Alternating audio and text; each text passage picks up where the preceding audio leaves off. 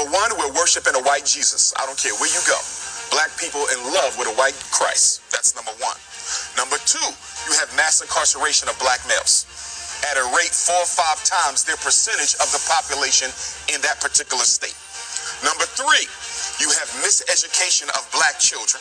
You have the over-identification of black children in classifications of mental retardation, ADHD, learning disabled. You have record numbers of single black mothers raising our children on their own, okay? And then on top of that, you also have a black economy, which is totally dominated by people who do not look like us. I don't care where you go on the planet, black people are not in control of their economy.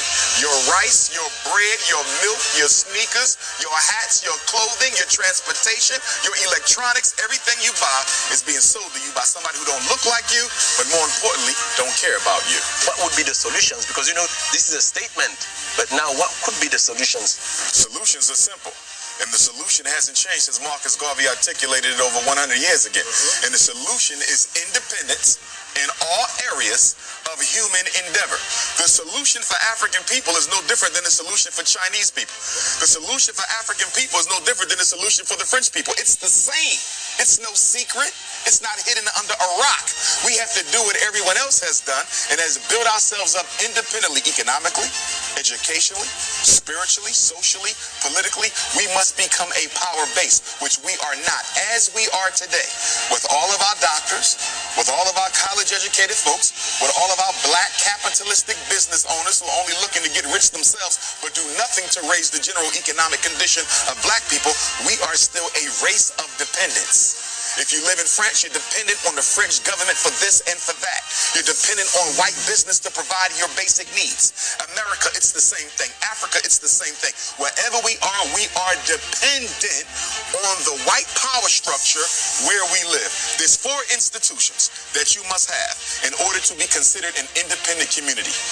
We don't have them nowhere in space and time at the same time. A hospital to protect African life, a supermarket, okay, for nutrition to preserve African life, education to prepare the next generation of African children for the role that they must play in the freedom struggle, and number 4, a bank to finance the building of infrastructure and institutions and organizations and programs where we live.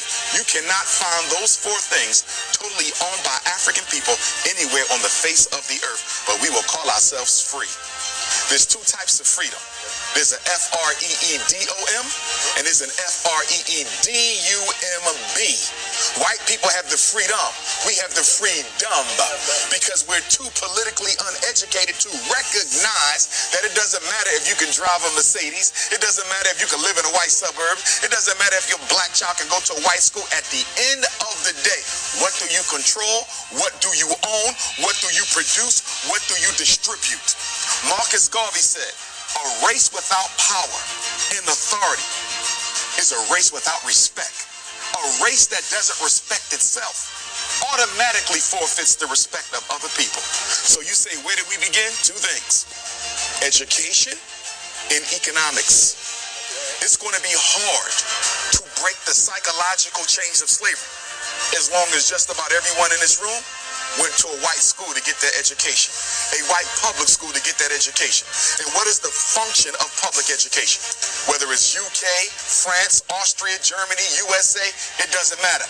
The purpose of education for African children in a European context is to teach the African child that you are second place, and that is where you will always stay, and the only way you can rise above it is if we give you permission to rise above it.